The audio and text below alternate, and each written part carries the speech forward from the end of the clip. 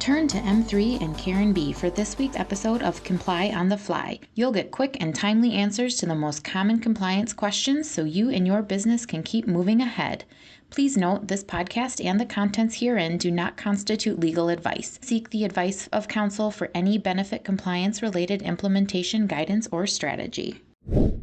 Hello everyone, I'm Karen B, and the Comply on the Fly question of the week is all about FMLA and COBRA offers.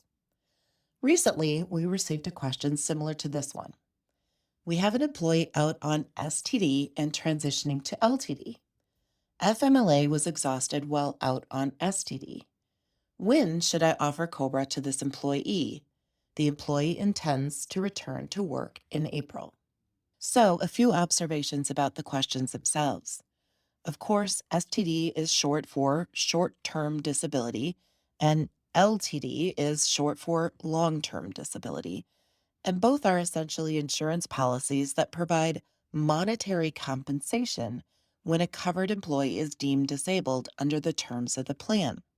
The key here is that your employees are not technically on STD or LTD leave.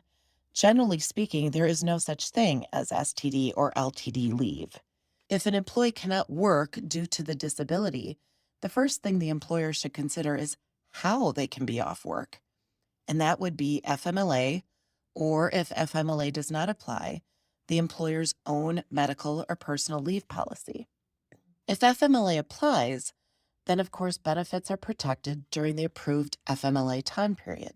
If FMLA does not apply and the person is off work according to an employer policy, then benefits may or may not be protected depending on whether the employer has negotiated this with carriers or a stop-loss carrier.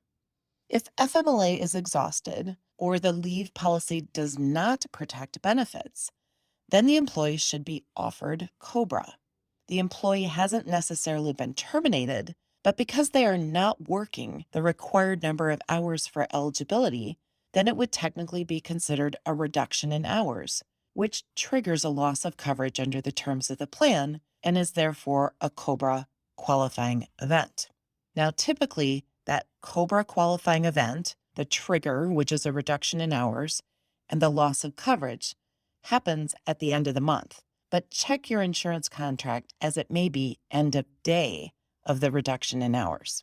Two important considerations worth mentioning. This may be a timing issue. If someone exhausts FMLA mid-month and loses coverage end of month, but plans to return to work at the beginning or middle of the following month, it may not be administratively feasible to offer COBRA, have the person enroll in COBRA, and then have them terminate the COBRA and then re-enroll in the active coverage in such a short time frame.